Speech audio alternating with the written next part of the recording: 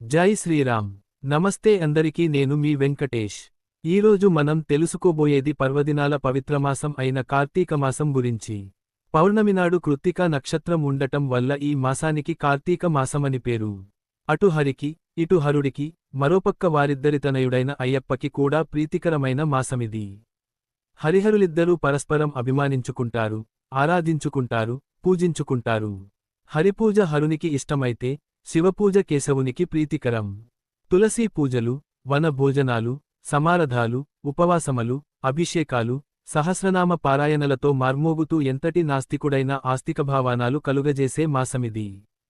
ఒకరోజు కాదు, 2 రోజులు కాదు, ఈ మాసంలో 30 రోజులు పర్వదినాలే. పాడ్యమి, కార్తీక శుద్ధ పాడ్యమి. తెల్లవారుజాముననే లేచి స్నానం చేసి, అందుబాటులో ఉన్న ఏదైనా ఆలయానికెళ్ళి, నేను చేయదలచిన కార్తీక వ్రతం నిర్విఘ్నానంగా సాగేటట్లు అనుగ్రహింపు మని ప్రార్థించి సంకల్పం చెప్పుకుని ఆకాశ దీపాన్ని సందర్శించుకోవాలి. విధియ, ఈరోజు సోదరి ఇంటికి వెళ్ళు, ఆమె చేతి భోజనం చేసి, కానుకలు ఇచ్చిన వారికి యమగండం వాటిల్లదని పురాణోక్తి. తదియ, ఈనాడు పార్వతీదేవికి కుంకుమ పూజ చేయించుకుంటే స్త్రీలకు సౌభాగ్య సిద్ధి కలుగుతుంది.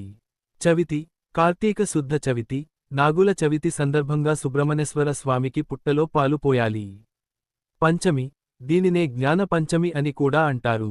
ఈరోజు సుబ్రహ్మణ్యేశ్వర స్వామి ప్రీత్యర్థం అర్చనలు, అభిషేకాలు చేయించుకున్నవారికి జ్ఞానవృద్ధి కలుగుతుంది. షష్ఠి, నేడు బ్రహ్మచారిని ఇంటికి పిలిచి భోజనం పెట్టి, దక్షిణ తాంబూలాదులతో సహా ఎర్రగళ్ల కండువా దానం చేస్తే సంతాన ప్రాప్తి కలుగుతుంది. సప్తమి, ఈరోజు ఎర్రవస్త్రంలో గోధుమలు పోసి దానమివ్వడం వల్ల ఆయుష్షు వృద్ధి అవుతుందని శాస్త్రోక్తి. అష్టమి, ఈ గోపాష్టమి నాడు చేసే గోపూజ విశేష ఫలితాలనిస్తుంది. నవమి, నేటి నుండి 3 రోజుల పాటు విష్ణు త్రిరాత్ర వ్రతాన్ని ఆచరించాలి. ఈరోజు రాత్రి విష్ణుపూజ చేయాలి. దశమి, నేడు విష్ణు సహస్రనామ పారాయణ చేసి, గుమ్మడికాయను, ఉసిరికాయను దానం చేయాలి.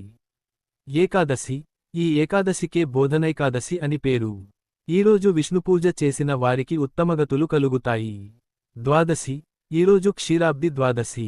నేటి సాయంకాలం తులసికోటలో ఉసిరి కొమ్మను ఉంచి తులసికి, ఉసిరికి కళ్యాణం చేయించటం సకల పాపాలని క్షీణింపజేస్తుందని ప్రతీతి. త్రయోదశి, ఈరోజు సాలగ్రామ దానం చేయటం వల్ల సకల కష్టాలు దూరమవుతాయని శాస్త్రోక్తి. చతుర్దశి, నేడు శనైశ్చర ప్రాత్యర్థం ఇనుము, నువ్వులు, పత్తి, మినుములు మొదలైన వాటిని దానం చేయటం వల్ల శని సంతృప్తి చెంది శుభదృష్టిని ప్రసాదిస్తాడు. పౌర్ణమి, కార్తీక పూర్ణిమ, మహాపవిత్రమైన ఈరోజు నదీస్నానం చేసి శివాలయం వద్ద జ్వాలాతోరణ దర్శనం చేసుకోవడం వల్ల పాపాలని పటాపంచలవుతాయి.